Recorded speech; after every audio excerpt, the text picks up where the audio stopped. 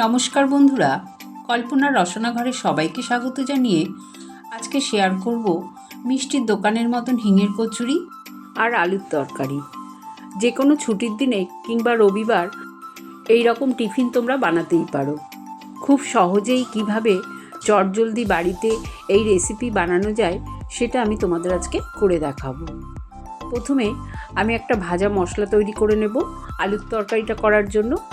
Frying প্যানে দিয়ে দিলাম 1 চামচ ধনে, 1 চামচ জিরে, 2টো শুকনো লঙ্কা। এগুলো একটু শুকনো খোলায় ভেজে নেব, তারপরে ঠান্ডা করে এটার গুঁড়ো করে নেব। আলুগুলো আমি কেটে দেখিয়ে দিচ্ছি, দেখো আলুগুলো কিন্তু চোকলা শুদ্ধই দেব, কারণ মিষ্টির দোকানে যে আলুর তরকারিটা থাকে সেটা খোসা সমেতই থাকে। গ্যাস অন করে কড়াই বসিয়ে দিলাম, আর সর্ষের তেলেই রান্নাটা করব। 4 চামচ সর্ষের তেল দিয়ে দিলাম, 2টো শুকনো লঙ্কা ফোড়নে দিয়ে দিলাম, আর 1/2 চামচ 5 ফোড়ন, সামান্য হিং। যেহেতু এটা হিঙের কচুরির সাথে খাবে, তাই আলুর তরকারিটাও সামান্য একটু হিং ফোড়ন দিলে খেতে ভালো লাগবে। এবার আলুগুলো আমি ধুয়ে রেখেছিলাম ভালো করে, সেই খোসা শুদ্ধ আলুগুলো দিয়ে দিলাম। দিয়ে খুব ভালো করে একটু নাড়াচাড়া করে নেব আলুগুলো, তবে খুব বেশি ভাজার দরকার নেই। একটু নাড়াচাড়া করে আমি মাঝখানটা একটু ফাঁকা করে 4টে কাঁচা লঙ্কা আর 1/2 ইঞ্চি মতন আদা থেতে করে রেখেছিলাম দিয়ে দিলাম। স্বাদ অনুযায়ী নুন, আর 1/2 চামচ হলুদ গুঁড়ো, 1/2 চামচ লাল লঙ্কার গুঁড়ো। আর কোনো মশলা দেব না। এই মশলাগুলো আলুর সাথে হালকা একটু ভেজে নেব। তারপরে দিয়ে দেবো আমি ছোলার ডাল।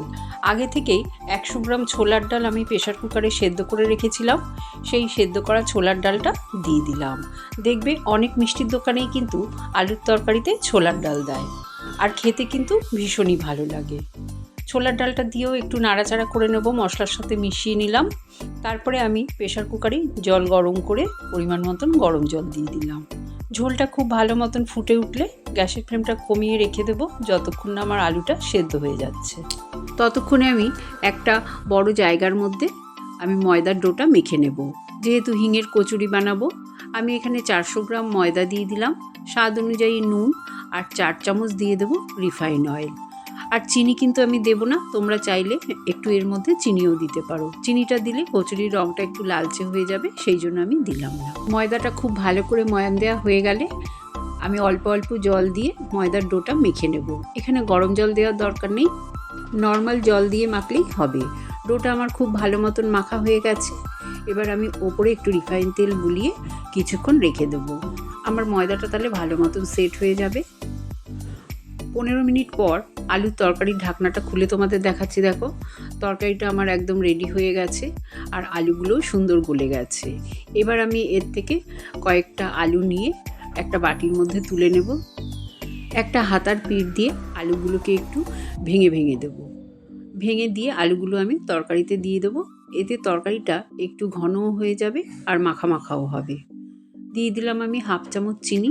চিনিটা তোমরা অবশ্যই দেবে, তাহলে তরকারির স্বাদটা ব্যালেন্স হবে। এরপরে দিয়ে দেবো ভাজা মশলার গুঁড়ো। আমি যে ভাজা মশলাটা করে রেখেছিলাম সবটাই দিয়ে দিলাম, আর সব শেষে দিয়ে দিলাম 4টে গোটা কাঁচা লঙ্কা।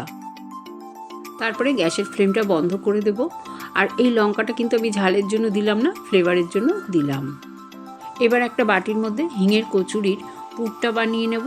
তার জন্য আমি দিয়ে দিলাম 100 গ্রাম ছোলার ছাতু, সামান্য হিং, স্বাদ অনুযায়ী নুন দিয়ে দিলাম, আর 1/4 চা চামচ দিলাম লাল লঙ্কার গুঁড়ো। শুকনো উপকরণগুলো ভালো করে মিশিয়ে তারপরে অল্প অল্প জল দিয়ে ছাতু মেখে নিতে হবে। তৈরি হয়ে গেল হিঙের কচুরির পুর। ময়দা মাখাটাও সেট হয়ে গেছে। এর থেকে আমি একটু বড় বড় করেই লেচি কেটে নিলাম, কারণ কচুরিটা লুচির থেকে একটু বড়ই হয়। ছাতু মাখাটা থেকেও আমি ছোট ছোট লেচি কেটে বলের মতন করে নেব। এবার ময়দার পুরের মধ্যে একটু বাটির মতন শেপ দিয়ে ছাতুর পুরটা ভালোভাবে ভরে দেব, আর এমনভাবে ভরবো যাতে বেরিয়ে না যায়। এবার আমি কচুরিগুলোকে বেলে নেব।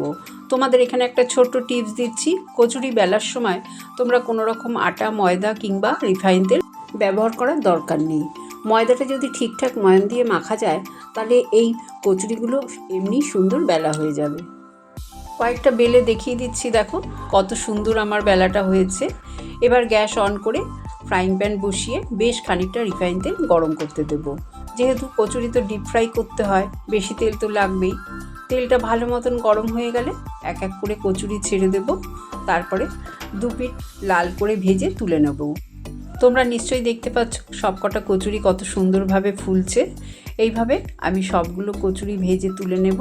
একটা প্লেটের মধ্যে তোমাদের আমি সাজিয়ে দেখিয়ে দিচ্ছি।